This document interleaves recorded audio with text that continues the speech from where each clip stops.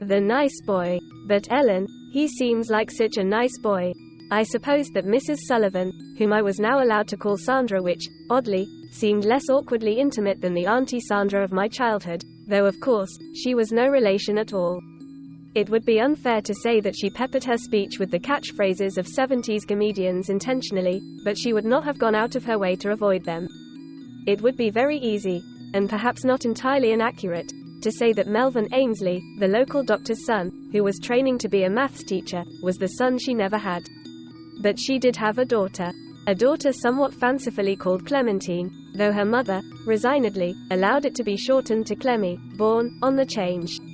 She was 13, and I was 21, and at those respective ages, an 8-year age gap matters. I couldn't help thinking that the name Clementine, as it turned out, was both appropriate and unwittingly cruel. You might say a 13-year-old can't have cellulite, but she managed it, especially on her thighs. I didn't dislike the poor kid, who didn't have much going for her, but most definitely didn't see her as the little sister I never had. I didn't dislike Melvin, either. It would have been like disliking a rather earnest puppy. But even if bestiality hadn't been illegal, that didn't make him someone you wanted to marry. Mrs. Sullivan looked on both of us with, it sometimes seemed, more fondness than she did on Clemmy, for all she referred to the unprepossessing, dough-faced child as, my precious late gift. He is a nice boy, I agreed, truthfully, rejoicing that we were not only in different years, but attended different universities, not precisely at opposite ends of the country, but far enough apart for even Mrs. Sullivan to realize that regular visits weren't really practical, especially as, at that time, neither of us could drive. Both of us were taking lessons, and Mrs. Sullivan perpetrated the myth that we were locked in mutually affectionate rivalry as to who passed first. Personally, I didn't care less, and he probably felt the same. I vented my frustration to Mum, and she understood, but advised me to let it wash over me. She's always been a matchmaker, she said, affectionately enough, and with a wry expression at the word, always. Sandra liked to give the impression they had been, and she crossed her fingers in a conscious or unconscious imitation of the National Lottery logo, like that since they were embryos. It wasn't strictly speaking true. Their mothers had been friends, and they'd had spells at the same school, but had drifted in and out of their connection, and it was pure coincidence that they ended up living 3 doors apart from each other. Mind you, when it comes to herself, she certainly pulled it off. I knew what she meant, of course. Don't get me wrong, she was quite pretty, and, fair enough, a nice person, but she was 40 and a volunteer at the animal sanctuary, and Clive was 10 years younger and a highly regarded vet. Something seemed to click, and it appeared to be a very happy marriage. As ever, I was sorry to say goodbye to my parents when I went back to university, but it most definitely combined with relief at being out of the ambit of Sandra Sullivan's determined efforts at matchmaking. Towards the end of that academic year, I obtained a significant other, called Josh. We'd always got on well, but almost drifted into what my friend Steph called itemhood. We had a lot in common. We both were in the choral society and the chess club, and both enjoyed getting out into the countryside at weekends, though neither of us took it to extremes, and you would have looked in vain for heavy-duty hiking boots in our clothes. He was a keen ornithologist, but to my relief, not a twitcher. I had known one once and discovered that early mornings on a marsh in constant drizzle looking obsessively for some confused little bird that probably had no wish to be found was not my idea of fun. Josh did own a pair of binoculars, but he used them sparingly. Our relationship was comfortable rather than wildly romantic. And yes, I know what you're thinking. He doesn't sound that much different from Melvin. I can't deny it. At one point I found myself thinking rather worriedly that he even looked like him, but no, he didn't. True, they both were of medium height and had brown hair, but that applied to a large chunk of the population. There was never really much of a flame, just a well-meaning spark, but we had some good times together. Our relationship ended gently, and if not exactly painlessly, then without any deep anguish. I think we both realized that it was, at heart, a student thing, and when we went our separate ways, and didn't belong to the same clubs and choirs, it would peter out. To be frank, my only abiding worry was that I supposed I'd have to tell Sandra we were no longer an item. When she had found out I did have a significant other, she had at least eased off with her determined campaign to marry me off to Melvin. She was sorry, but she had her principles. I genuinely didn't go overseas for a couple of years to escape Sandra. I won't deny it was a pleasing side effect, but not the main reason. I hadn't been able to earn as much as I'd hoped with translation work, even though I'd also achieved a postgraduate qualification.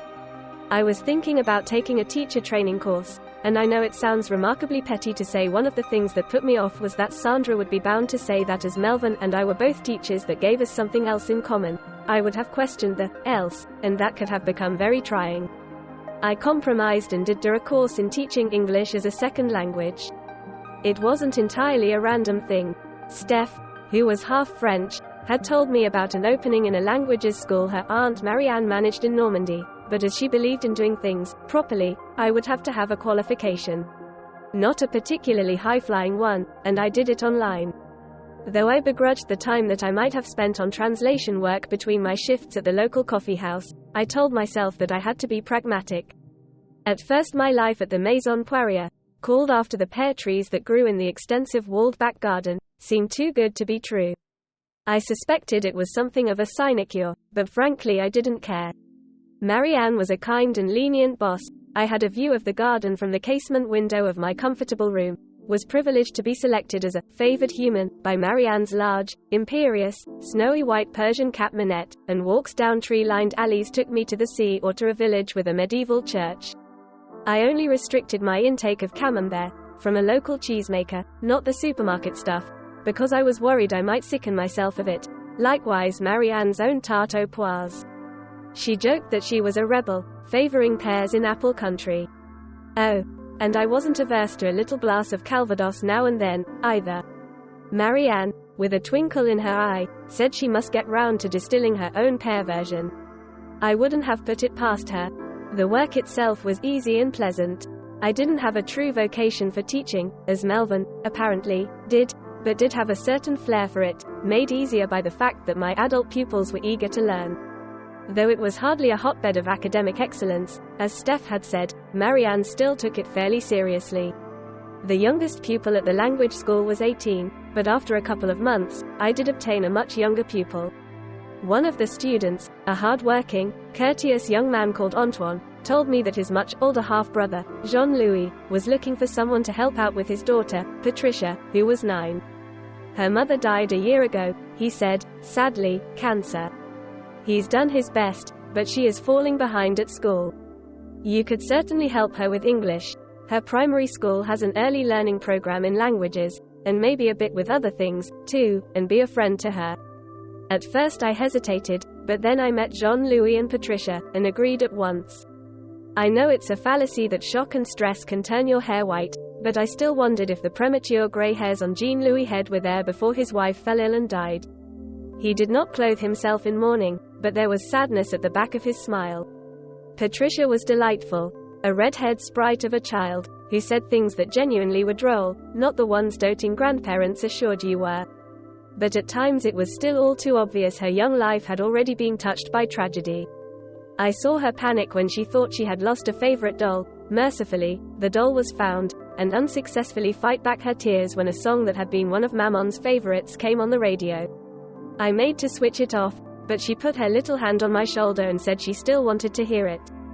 Jean-Louis quickly became more of a friend than an employer, and then more than a friend. Marianne was concerned, and spoke of it frankly. I am very fond of you, Ellen, and have great affection for Jean-Louis, too.